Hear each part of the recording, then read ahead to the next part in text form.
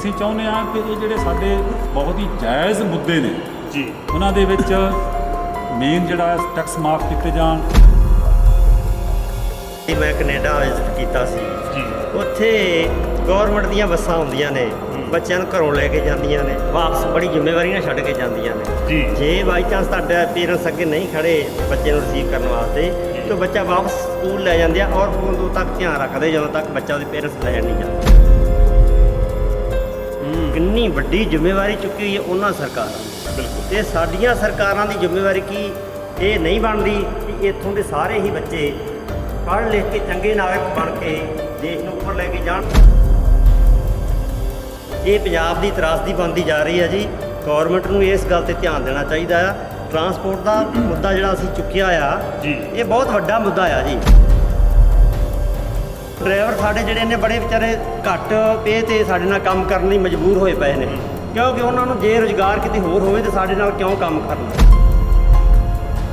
ਜਿਹੜੇ ਪੇਰੈਂਟਸ ਨੇ ਬੱਚਿਆਂ ਦੀ ਫੀਸ ਪੇ ਨਹੀਂ ਕਰ ਪਏ। ਇੱਥੋਂ ਤੱਕ ਕਿ ਸਾਨੂੰ ਵਿਦੇਸ਼ਾਂ ਤੋਂ ਕਈ ਵਾਰੀ ਕਈ ਫੰਡ ਮੰਗਵਾਉਣੇ ਪੈਂਦੇ ਆ ਮਜਬੂਰੀ ਦੇ ਵਿੱਚ।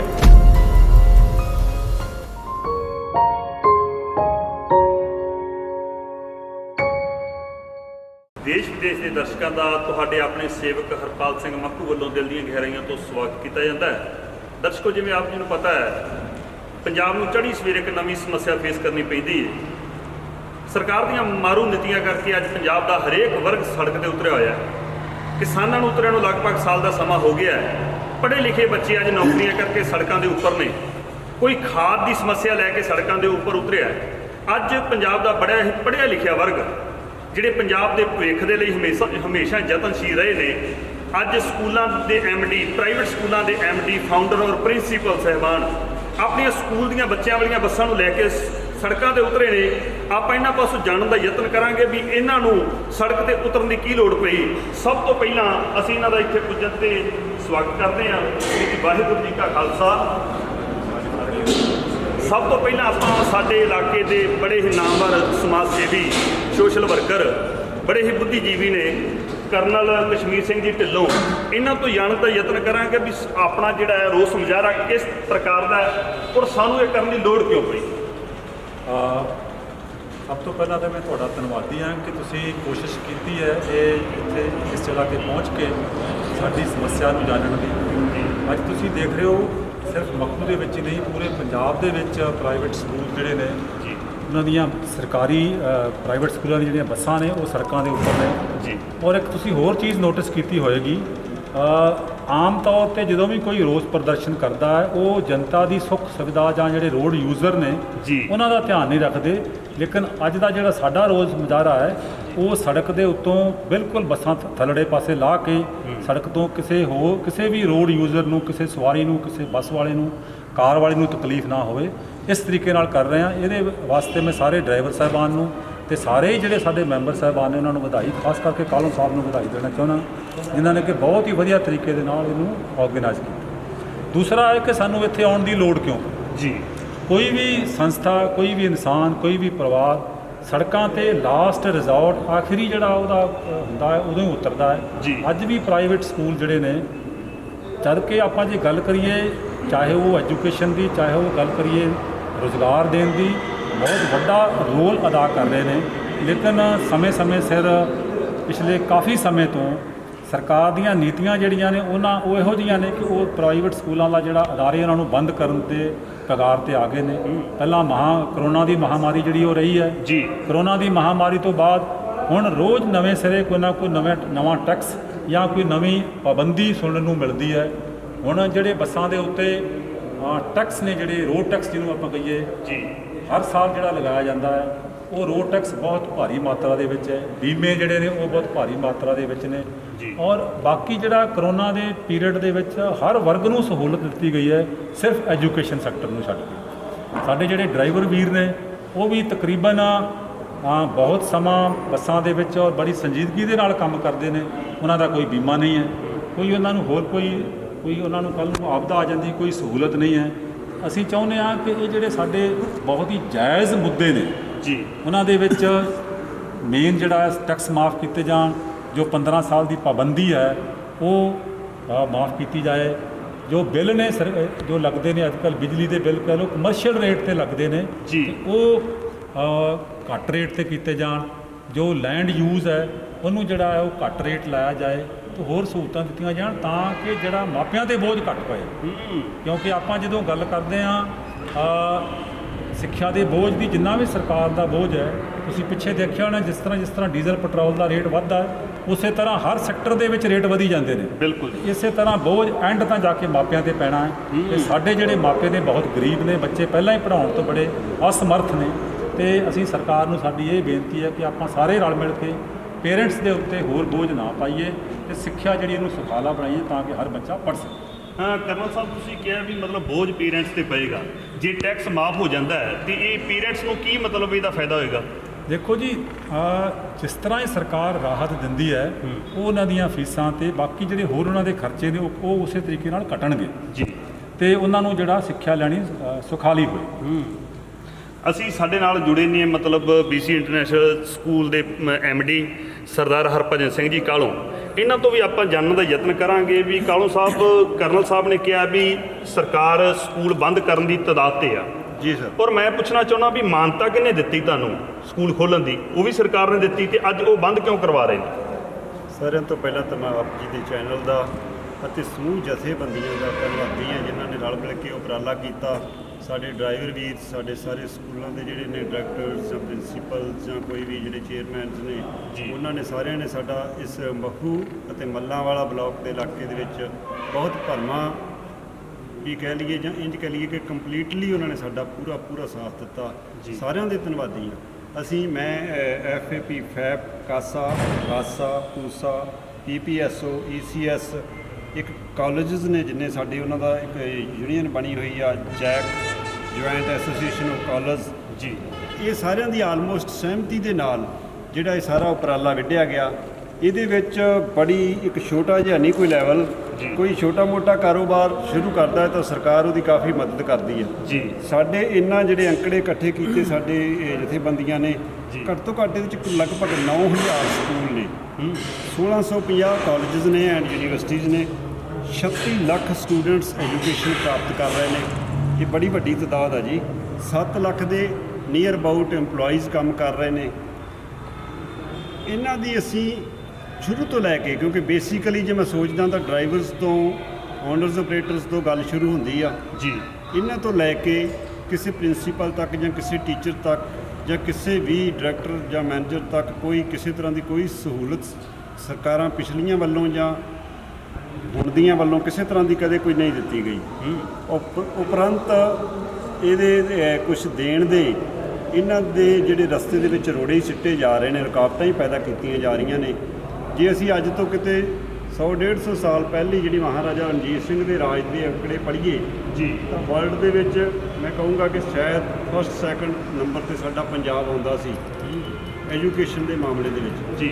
ਜਿਹਦੇ ਕਾਰਨ ਅੰਗਰੇਜ਼ਾਂ ਨੂੰ ਵੀ ਮੂੰਹ ਦੀ ਖਾਣੀ ਪਈ।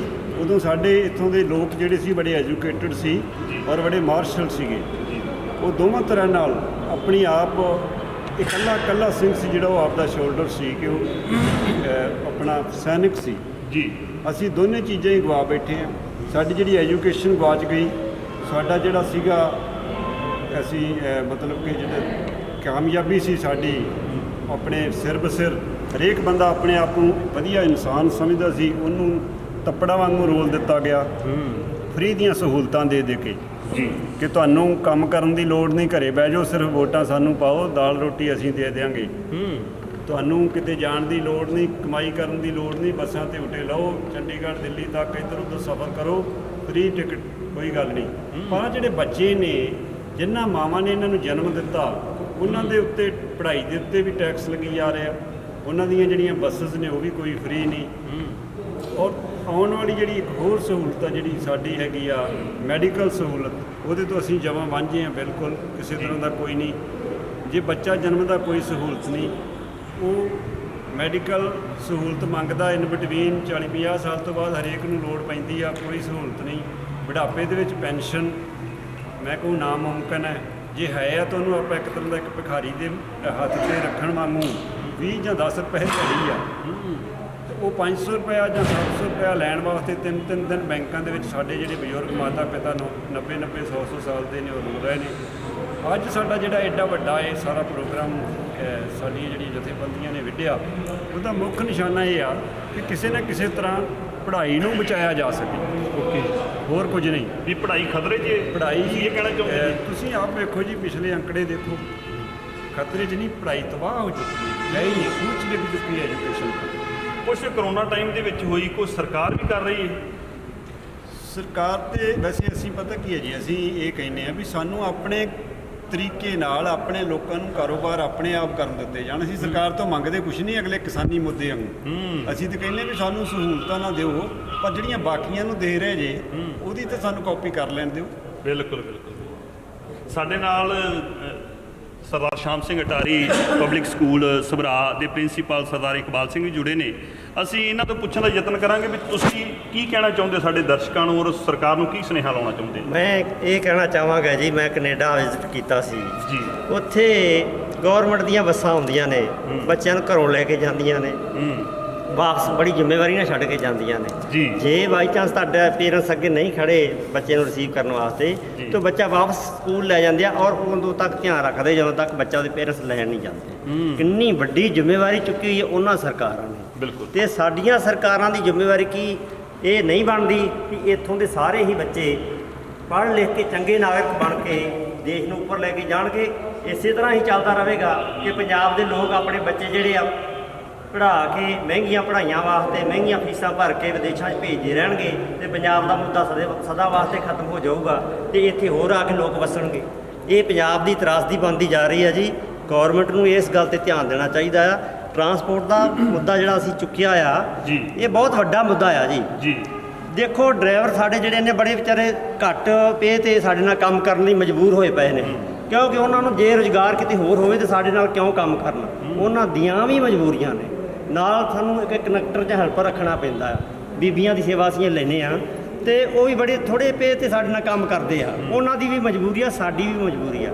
ਜੇ ਅਸੀਂ ਜ਼ਿਆਦਾ ਰੈਂਟ ਲਵਾਂਗੇ ਤਾਂ ਕੁਦਰਤੀ ਤੌਰ 'ਤੇ ਪੇਰੈਂਟਸ 'ਤੇ ਜਾਊਗਾ ਸਾਰਾ ਕੁਝ, ਤੇ ਪੇਰੈਂਟਸ ਅੱਗੇ ਹੀ ਕਿਤੇ ਆ ਕੇ ਵਿਜ਼ਿਟ ਕਰੋ ਸਾਡੇ ਸਕੂਲਾਂ ਦੇ ਵਿੱਚ, ਪੇਰੈਂਟਸ ਦਾ ਹਾਲ ਕੀ ਆ। ਕਦੇ ਕਿਸਾਨ ਹੜ੍ਹਾਂ ਨਾਲ ਮਾਰੇ ਜਾਂਦੇ ਆ, ਜਾਂ ਕੁਦਰਤੀ ਆਫਤਾਂ ਪੈ ਜਾਂਦੀਆਂ ਨੇ, ਜਾਂ ਗੜੇਮਾਰੀ ਹੋ ਜਾਂਦੀ ਆ। ਉਹ ਉਹਨਾਂ ਜਿਹੜੇ ਪੇਰੈਂਟਸ ਨੇ ਬੱਚਿਆਂ ਦੀ ਫੀਸ ਪੇ ਨਹੀਂ ਕਰ ਪਏ। ਇੱਥੋਂ ਤੱਕ ਕਿ ਸਾਨੂੰ ਵਿਦੇਸ਼ਾਂ ਤੋਂ ਕਈ ਵਾਰੀ ਕਈ ਫੰਡ ਮੰਗਵਾਉਣੇ ਪੈਂਦੇ ਆ ਮਜਬੂਰੀ ਦੇ ਵਿੱਚ। ਕਈ ਹੈਲਪਰ ਹੈਗੇ ਆ ਬਾਹਰ ਫੋਰਨ ਦੇ ਵਿੱਚ, ਜਿਹੜੇ ਆ ਕੇ ਉਹ ਦੇਖਦੇ ਆ ਵੀ ਕਿਹੜੇ ਬੱਚਿਆਂ ਮੇਰੇ ਸਕੂਲ ਦੇ ਵਿੱਚ 4-5 ਬੱਚਿਆਂ ਦੀ ਹੈਲਪ ਇਸ ਤਰ੍ਹਾਂ ਕੀਤੀ ਗਈ ਆ ਖਾਲਸਾ ਏਡ ਵੱਲੋਂ। ਅਸੀਂ ਉਹਨਾਂ ਨੂੰ ਕਿਵੇਂ ਇਗਨੋਰ ਕਰ ਸਕਦੇ? ਬੜੀਆਂ ਵੱਡੀਆਂ ਗੱਲਾਂ ਨੇ ਜਿਹੜੀਆਂ ਕਰਨੀਆਂ ਬਣਦੀਆਂ ਨੇ, ਪਰ ਮੈਨੂੰ ਲੱਗਦਾ ਕੁਝ ਆਪਣੇ ਲੋਕਾਂ 'ਤੇ ਵੀ ਗਿਲਾ ਆ ਕਿ ਇਹ ਕਿਤੇ ਵੀ ਧਰਨਾ ਲਾਉਣਾ ਹੋਵੇ ਜਾਂ ਕਿ ਐਵੇਂ ਸੜਕਾਂ ਜਾਮ ਕਰਨੀਆਂ ਹੁੰਦੇ ਤਿਆਰ ਰਹਿੰਦੇ ਆ, ਤੇ ਜਦੋਂ ਅਸੀਂ ਕੋਈ ਵਧੀਆ ਗੱਲ ਲੈ ਕੇ ਆਉਣੇ ਆ ਸਾਡੀ ਕੋਈ ਹੈਲਪ ਨਹੀਂ ਕਰਦੇ। ਅੱਜ ਦੇਖ ਲਓ ਤੁਸੀਂ, ਸਾਰਾ ਰੋਡ ਸੇਫ ਆ।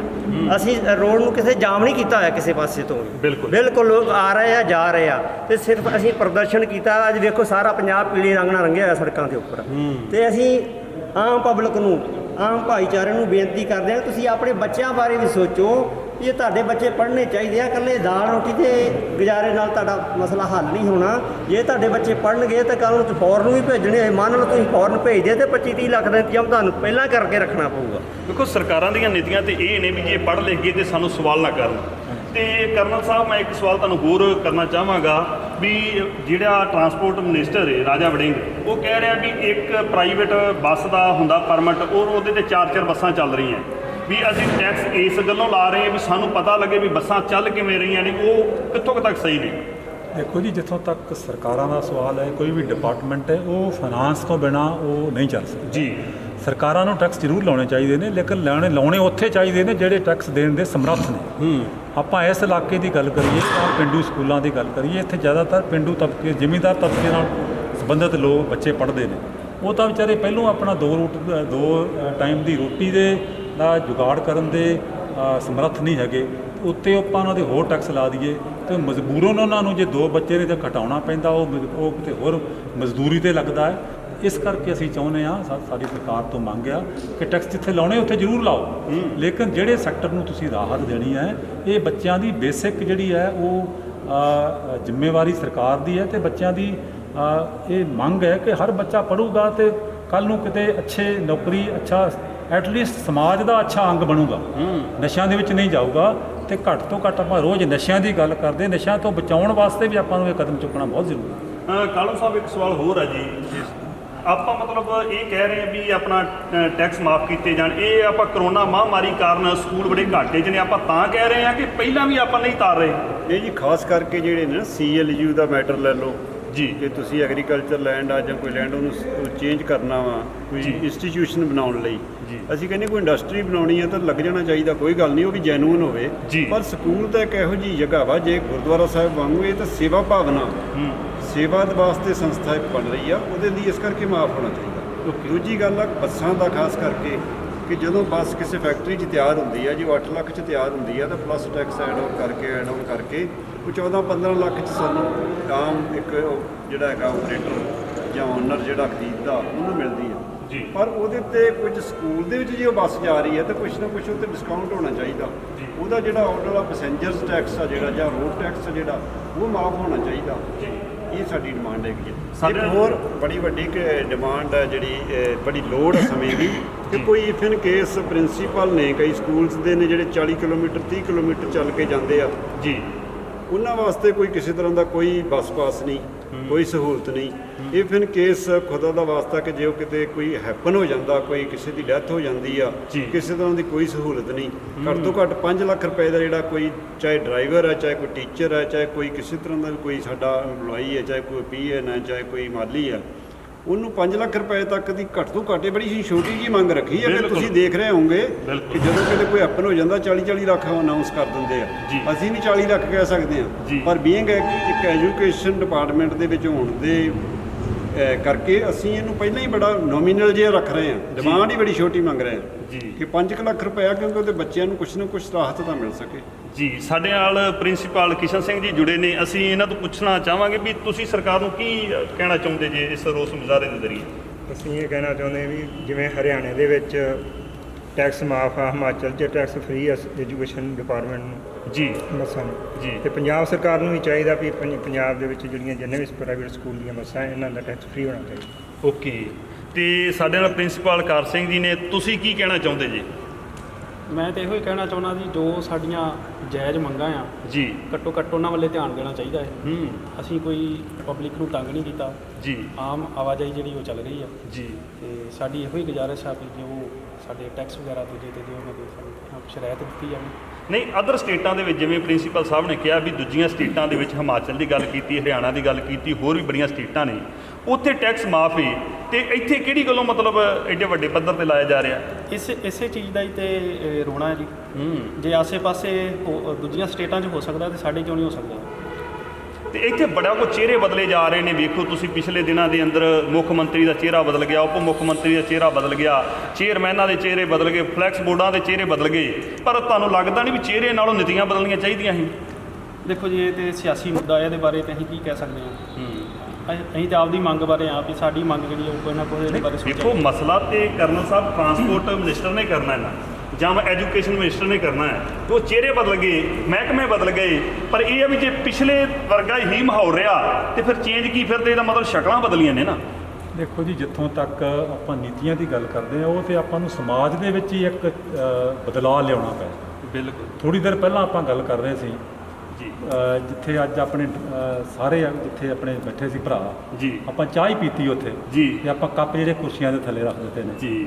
ਇਹ ਕੋਸ਼ਿਸ਼ ਨਹੀਂ ਕੀਤੀ ਕਿ ਇੱਥੋਂ ਦੀ ਮੈਨੇਜਮੈਂਟ ਨੇ 3-3 4-4 ਜਿਹੜੇ ਨੇ ਉਹ ਰੱਖੇ ਹੋਏ ਨੇ ਡਸਟਬਿਨ, ਉਹਨਾਂ ਦੇ ਉਹ ਤਾਂ ਮੇਰਾ ਖਿਆਲ ਆਪਾਂ ਸਾਰਿਆਂ ਦੇ ਵਿੱਚ ਹੀ ਮਾਈਂਡ ਸੈੱਟ ਜਿਹੜਾ ਹੈ ਉਹ ਬਦਲੀ ਹੋਣ ਦੀ ਜ਼ਰੂਰਤ ਹੈ, ਟੌਪ ਤੋਂ ਲੱਗ ਕੇ ਬਾਟਮ ਤੱਕ। ਆਪਾਂ ਸਾਰੇ ਹੀ ਜਿਹੜਾ ਹੈ ਉਸ ਮਾਈਂਡ ਸੈੱਟ ਬਦਲਾਅ ਦੇ ਨਾਲ ਕੰਮ ਕਰਾਂਗੇ ਤੇ ਪੰਜਾਬ ਜਿਹੜਾ ਪਹਿਲਾਂ ਵੀ ਸੋਨੇ ਦੀ ਚਿੜੀ ਸੀ ਤੇ ਫਿਰ ਦੁਬਾਰਾ ਸੋਨੇ ਦੀ ਚਿੜੀ ਬਣ ਸਕਦਾ। ਉਹਦੇ ਵਿੱਚ ਮੈਂ ਬਾਹਰ ਵੀ ਕਾਫੀ ਦੇਸ਼ਾਂ 'ਚ ਜਾ ਕੇ ਆਇਆ, ਜਿੰਨੇ ਰਿਸੋਰਸਿਸ ਆਪਣੀ ਇਸ ਸਟੇਟ ਦੇ ਵਿੱਚ ਨੇ, ਮੇਰਾ ਖਿਆਲ ਨਹੀਂ ਦੁਨੀਆ ਦੇ ਵਿੱਚ ਕਿਸੇ ਸੂਬੇ ਦੇ ਵਿੱਚ ਹੋਣ। ਸਿਰਫ ਜ਼ਰੂਰਤ ਹੈ ਇਹਨਾਂ ਰਿਸੋਰਸਿਸ ਨੂੰ ਸਹੀ ਤਰੀਕੇ ਨਾਲ ਵਰਤਣ ਦੀ, ਤੇ ਇੱਥੋਂ ਦੀ ਜਿਹੜੀ ਬਹੁਤ ਹੀ ਜਿਹਨੂੰ ਕਹਿੰਦੇ ਮਾਰਸ਼ਲ, ਬਹੁਤ ਹੀ ਮਿਹਨਤ ਔਰ ਬਹੁਤ ਹੀ ਅੱਛੀ ਕੌਮ ਹੈ ਜਿਹੜੀ, ਉਹਨਾਂ ਨੂੰ ਸਹੀ ਰਸਤੇ ਲਾਉਣ ਦੀ, ਆਪਣੇ ਜਿਹੜੇ ਬੱਚੇ ਨੇ ਉਹਨਾਂ ਨੂੰ ਵਧੀਆ ਐਜੂਕੇਸ਼ਨ ਦਈਏ। ਉਹ ਬਾਹਰ ਕਿਉਂ ਜਾਣ, ਇੱਥੇ ਕੰਮ ਕਰਨ, ਆਪਣੇ ਖੇਤਾਂ ਦੇ ਵਿੱਚ ਅਲੱਗ-ਅਲੱਗ ਬਦਲਾਅ ਲਿਆ ਕੇ ਇਹੋ ਜਿਹੀਆਂ ਚੀਜ਼ਾਂ ਪ੍ਰੋਡਿਊਸ ਕਰਨ ਕਿ ਜਿਹਦੀ ਫੋਰਨ ਦੇ ਵਿੱਚ ਮੰਗ ਹੋਏ ਲੋਕ ਕਹਿਣ ਕਿ ਅਸੀਂ ਆਹ ਚੀਜ਼ ਆਲੂ ਜਿਹੜਾ ਪੰਜਾਬ ਤੋਂ ਹੀ ਮੰਗਾਉਣਾ, ਹਰ ਕਿਤੋਂ ਨਹੀਂ ਮੰਗਾਉਣਾ। ਜੀ। ਜਦੋਂ ਤੱਕ ਆਪਾਂ ਇਹੋ ਜਿਹਾ ਮਾਹੌਲ ਨਹੀਂ ਪੈਦਾ ਕਰਦੇ, ਔਰ ਇਹ ਮਾਹੌਲ ਨਾ ਤਾਂ ਇਕੱਲੀ ਸਰਕਾਰ ਕਰ ਸਕਦੀ ਹੈ, ਨਾ ਸਮਾਜ ਸੇਵੀ ਸੰਸਥਾਵਾਂ ਕਰ ਸਕਦੀਆਂ ਨੇ, ਤੇ ਨਾ ਇਕੱਲੇ ਪਰਿਵਾਰ ਕਰ ਸਕਦੇ ਨੇ। ਆਪਾਂ ਨੂੰ ਸਾਰਿਆਂ ਨੂੰ ਹੀ ਰਲ ਕੇ ਹੰਬਲਾ ਮਾਰਨਾ ਪਏਗਾ। ਤੇ ਮੈਨੂੰ ਉਮੀਦ ਹੈ ਕਿ ਆਪਾਂ ਜਿਸ ਤਰੀਕੇ ਨਾਲ ਸਮਾਜ ਜਾਗਰੂਕ ਹੋ ਰਿਹਾ ਹੈ, ਤੇ ਮੈਂ ਤਾਂ ਬੜੀ ਪੋਜ਼ਿਟਿਵ ਸੋਚ ਰੱਖਦਾ ਜੀ। ਤੇ ਬਹੁਤ ਮੈਨੂੰ ਵੱਡੀ ਉਮੀਦ ਹੈ ਕਿ ਜਿਸ ਤਰੀਕੇ ਨਾਲ ਸਾਡੇ ਨੌਜਵਾਨ ਜਿਹੜੇ ਸਾਡੇ ਲੀਡਰ ਵੀ, ਆਗੂ ਵੀ ਅੱਜ ਕੱਲ੍ਹ ਕੰਮ ਕਰ ਰਹੇ ਨੇ, ਬੜੀ ਜਲਦੀ ਬਦਲਾਅ ਆ ਰਿਹਾ। ਕਾਲੂ ਸਾਹਿਬ, ਆਖਰੀ ਸਵਾਲ ਹੈ ਵੀ ਜਿਵੇਂ ਤੁਸੀਂ ਗੱਲ ਕੀਤੀ ਵੀ ਇੱਕ ਸਕੂਲ ਦੀ ਬੱਸ ਹੈ, ਉਹ 5 ਦਿਨ ਚੱਲਦੀ, ਸ਼ਨੀ ਐਤਵਾਰ 2 ਦਿਨ ਖੜ੍ਹਦੀ ਵੀ ਹੈ ਜੀ। ਤੇ ਚੱਲਦੀ ਵੀ ਡੇਲੀ 40 ਕਿਲੋਮੀਟਰ ਹੈ। ਇੱਕ ਜਿਹੜੀ ਬੱਸ ਹੈ ਉਹ ਅੰਮ੍ਰਿਤਸਰ ਤੋਂ ਦਿੱਲੀ ਕਿੱਡਾ ਲੰਮਾ ਰੂਟ ਤੈਅ ਕਰਦੀ ਹੈ, ਡੇਲੀ ਚੱਲਦੀ ਹੈ। ਵੀ ਮਤਲਬ ਇਹਨਾਂ ਸਾਰਿਆਂ ਵਾਸਤੇ ਲਿਮਟ ਰੱਖੀ ਗਈ ਹੈ 12 ਸਾਲ ਜਾਂ 15 ਸਾਲ। ਇਹ ਤੁਹਾਡੇ ਹਿਸਾਬ ਨਾਲ ਕਿਲੋਮੀਟਰਾਂ ਦੇ ਮੁਤਾਬਕ ਹੋਣੀ ਚਾਹੀਦੀ, ਕਿਵੇਂ ਹੋਣੀ ਚਾਹੀਦੀ? ਨਹੀਂ, ਅਸੀਂ ਤਾਂ ਕਹਿੰਦੇ ਆ, ਕਿਉਂਕਿ ਅਸੀਂ ਸਰਕਾਰ ਦਾ ਹਰੇਕ ਦਾ ਪੂਰਾ ਸਾਥ ਦੇਣ ਲਈ ਤਿਆਰ ਜੀ। ਹਾਂ। ਅਸੀਂ ਨਹੀਂ ਚਾਹੁੰਦੇ ਕਿ ਕਿਸੇ ਤਰ੍ਹਾਂ ਦੀਆਂ ਮੰਦੀਆਂ ਜਿਹੜੀਆਂ ਨੇ ਘਟਨਾਵਾਂ ਵਾਪਰਨ। ਜੀ। ਸੇਫਟੀ ਦੇ ਮੇਜਰਮੈਂਟ ਜਿਹੜੇ ਰੱਖੇ ਜਾਣ ਜੀ। ਕਿ ਕਿਹੜੀ ਬੱਸ ਉਹਦਾ ਕਿੰਨਾ ਕੁ ਉਹਦਾ ਪਤਰੇ ਪੁਤਰੇ ਜੰਗਾਲ ਲੱਗਿਆ ਹੁੰਦਾ, ਕਿੰਨਾ ਕੁ ਸਾਫ਼ ਸੁਥਰੀ ਆ, ਉਹਦਾ ਡਰਾਈਵਿੰਗ ਜਿਹੜਾ ਹੈਗਾ ਸਟੀਅਰਿੰਗ, ਉਹਦੀਆਂ ਬ੍ਰੇਕਸ ਵਗੈਰਾ, ਜਿਵੇਂ ਫੋਰਨ ਕੰਟਰੀਜ਼ ਨੇ। ਜੀ। ਜੇ ਉੱਥੇ 40 ਸਾਲ ਪੁਰਾਣੀ ਕਾਰ ਤੁਸੀਂ ਲੈ ਲਓ ਤਾਂ ਉਹਦੀ ਵੈਲਿਊ ਨਵੀਂ ਨਾਲੋਂ ਵੀ ਵੱਧ ਆ, ਕਿਉਂਕਿ ਉਸ ਨੂੰ ਐਪਰੀਸ਼ੀਏਟ ਕਰਦੇ ਵੀ ਇਸ ਮਨੁੱਖ ਦੇ ਸ਼ਾਬਾਸ਼ ਏ, ਇਹਨੇ ਬੜਾ ਇਹਨੂੰ ਝਾੜ ਪੂੰਝ ਕੇ ਸਾਫ਼ ਸੁਥਰਾ ਰੱਖਿਆ ਹੋਇਆ। ਜੀ। ਤੇ ਸਾਡੀ ਬੱਸ ਜਿਹੜੀ 15 ਸਾਲ ਪੁਰਾਣੀ ਆ, ਉਹਨੂੰ ਇੱਕ ਦਿਨ ਦੇ ਵਿੱਚ ਹੀ ਉਹਨੂੰ ਕੁਆੜ ਦੇ ਵਿੱਚ ਖੜੇ ਕਰਨ ਲਈ ਮਜਬੂਰ ਹੋ ਜਾਣਾ ਪੈਂਦਾ। ਉਹਦੇ ਸੇਫਟੀ ਮੇਜਰਮੈਂਟ ਜੋ ਵੀ ਰੱਖਣ ਸਰਕਾਰਾਂ, ਜੀ। ਉਹਦੇ ਅਕੋਰਡਿੰਗਲੀ ਉਹਦੇ ਇਨਸਪੈਕਸ਼ਨ ਹੋਣੀ ਚਾਹੀਦੀ ਹੈ। ਜੀ। ਆਪਾਂ ਨਹੀਂ ਚਾਹੁੰਦੇ ਕਿ ਕੋਈ ਇੱਕ ਮਤਲਬ ਕਿ ਐਵੇਂ ਧੱਕਾ ਲਾ ਕੇ ਜਾਂ ਟੁੱਟੀ ਭੱਜੀ ਵੈਨ ਨੂੰ ਅਸੀਂ ਲੈ ਕੇ ਤੇ ਆਖੀਏ ਵੀ ਇਹ ਬਹੁਤ ਵਧੀਆ, ਪਰ ਸਰਕਾਰਾਂ ਨੂੰ ਸਾਥ ਦੇਣਾ ਬਹੁਤ ਜ਼ਰੂਰੀ ਹੈ। ਦਰਸ਼ਕੋ, ਸਮੇਂ ਦੀਆਂ ਘੜੀਆਂ ਰੋਕਦੀਆਂ, ਜਿਵੇਂ ਅਖੀਰ ਦੇ ਵਿੱਚ ਐਮਡੀ ਸਾਹਿਬ ਨੇ ਗੱਲ ਕੀਤੀ ਵੀ ਸਾਨੂੰ ਮਤਲਬ ਸਾਥ ਦੇਣ ਦੀ ਲੋੜ ਹੈ, ਵੀ ਸਰਕਾਰ ਇਹਨਾਂ ਦਾ ਸਾਥ ਦੇਵੇ, ਪ੍ਰਾਈਵੇਟ ਅਦਾਰਿਆਂ ਦਾ, ਔਰ ਪ੍ਰਾਈਵੇਟ ਅਦਾਰੇ ਸਰਕਾਰ ਦਾ ਸਾਥ ਦੇਣ। ਜਿਵੇਂ ਬੋਰਡ ਲੱਗਾ ਸਿੱਖਿਆ ਨੂੰ ਟੈਕਸ ਫ੍ਰੀ ਕੀਤਾ ਜਾਏ। ਅੱਜ ਵੇਖੋ ਹਰੇਕ ਚੀਜ਼ ਤੇ ਟੈਕਸ, ਵੇਖੋ ਬੱਚਿਆਂ ਦੀ ਸਿੱਖਿਆ ਤੇ, ਜਿਵੇਂ ਕਰਨਲ ਸਾਹਿਬ ਨੇ ਫੋਰਨ ਦੀ ਗੱਲ ਕੀਤੀ, ਉੱਥੇ ਬੱਚਿਆਂ ਨੂੰ ਆਪਣੀ ਕੰਟਰੀ ਦੀ ਪ੍ਰਾਪਰਟੀ ਮੰਨਿਆ ਜਾਂਦਾ ਹੈ, ਉਹਨਾਂ ਦੀ ਐਜੂਕੇਸ਼ਨ ਦਾ ਧਿਆਨ ਦਿੱਤਾ ਜਾਂਦਾ ਹੈ, ਹੈਲਥ ਦਾ ਧਿਆਨ ਦਿੱਤਾ ਜਾਂਦਾ ਹੈ। ਪਰ ਅੱਜ ਸਾਡੀਆਂ ਸਰਕਾਰਾਂ ਇੱਥੇ ਬਿਲਕੁਲ ਨਾਕਾਮਯਾਬ ਹੋ ਗਈਆਂ।